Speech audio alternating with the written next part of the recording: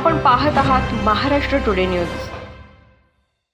10वीच्या परीक्षेची तयारी करत असलेल्या रोहित गवळी या विद्यार्थ्याच्या पोटात दुखत होते। त्याचे निदान अपेंडिक्स निघाल्याने डिक्सळ येथील रायगड रुग्णालयामध्ये गवळी कुटुंबाने उपचार घेण्याचे ठरवले। मात्र शस्त्रक्रिया होण्याअगोदर हसत खेळत असलेला रोहित शस्त्रक्रियेनंतर मृत्युमुखी पडला। रायगड रुग्णालयामधील डॉक्टरच्या हलगर्जीपणामुळे रोहितचा मृत्यू झाल्याचा आरोप स्थानिकांनी करत संतप्त जमावाने रुग्णालयाची तोडफोड केली। रोहितच्या मृत्यूबाबत नेरळ पोलीस ठाण्यात अकस्मात मृत्यूचा गुन्हा दाखल करण्यात आला आहे। शवविच्छेदनाचे अहवाल आल्यानंतरच योग्य ती कारवाई करू असे पोलिसांकडून सांगण्यात आले आहे।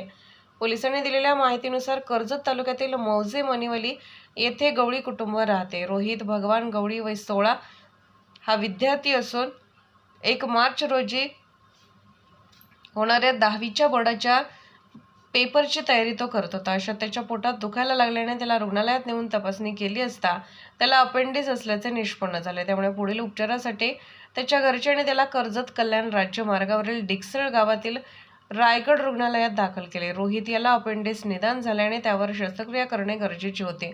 डॉक्टरांनी साधारण दुपारचे 3 वाजण्याच्या सुमारास रोहित गवळीवर शस्त्रक्रिया केली। मात्र रोहितला आतमध्ये ठेवत 5 वाजण्याच्या सुमारास रुग्णालयाकडून पोलिसांना पाचारण करण्यात आले। तदनंतर रुग्णालयाकडून रोहितचा मृत्यू झाल्याचे सांगण्यात आले।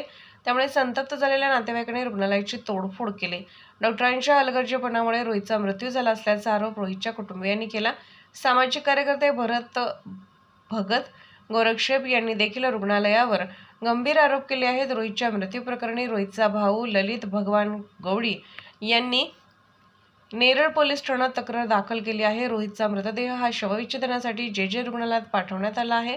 दरम्यान किरीट सोमय्या या प्रकरणात ॲक्शन मोडमध्ये दिसले। महाराष्ट्र टुडे मराठीसाठी ब्युरो रिपोर्ट, कर्जत, रायगड।